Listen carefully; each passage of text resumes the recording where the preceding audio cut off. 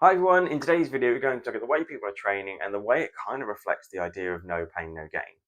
Now, ultimately, I've not heard anybody say, hey, no pain, no gain, really, when it comes to running coaching.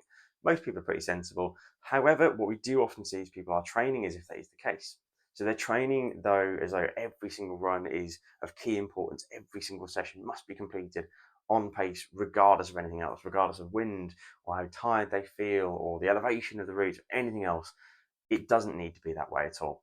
When we go with the no pain, no gain kind of ideal, we basically end up getting injured, we end up overtraining, we end up really feeling knackered, we don't enjoy training, and often end up actually not really gaining as much as we could otherwise do. Now, I'm not saying don't train hard. Absolutely, we need to train hard. We need to train consistently. We need to train intelligently, and we do need to train hard within that as well. However, what I'd often say is that we're seeing people training too hard and then not getting enough of the recovery strategies, whether it be foam rolling, stretching, massage, eating well, sleeping well, all the big two. Really, those last two are by far the most important. That you're not getting the recovery strategies, so you're doing the pain. You're not really getting the gain. You're getting some, but you're probably not getting what you could be doing if you to ease back a little bit. So two harder sessions per week is what most people are doing, whether it be a tempo and an interval session, two more kind of tempo thresholdy type sessions. Those are fine. However, it's trying to find the balance that's right for you.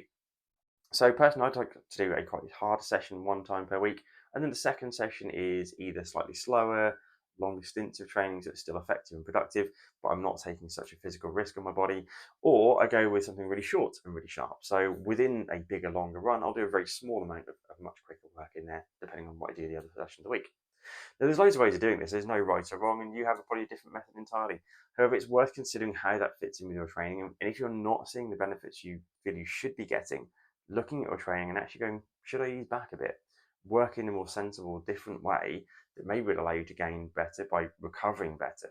So if you're regularly going into your runs, feeling really, really fatigued, feeling heavy legged, that you can't get your breath, that you just cannot get into any sort of rhythm, you're feeling like you're moving well, if you've got risk of injury or you've had lots of injuries, it's really worth taking a step back and actually easing things off a little bit, seeing how that goes. Give yourself 4 to 6 weeks of training where you do it consistently without constant race interruptions, without loads of other changes going on. Try that for a little bit of time. I think you'll be surprised what you could achieve.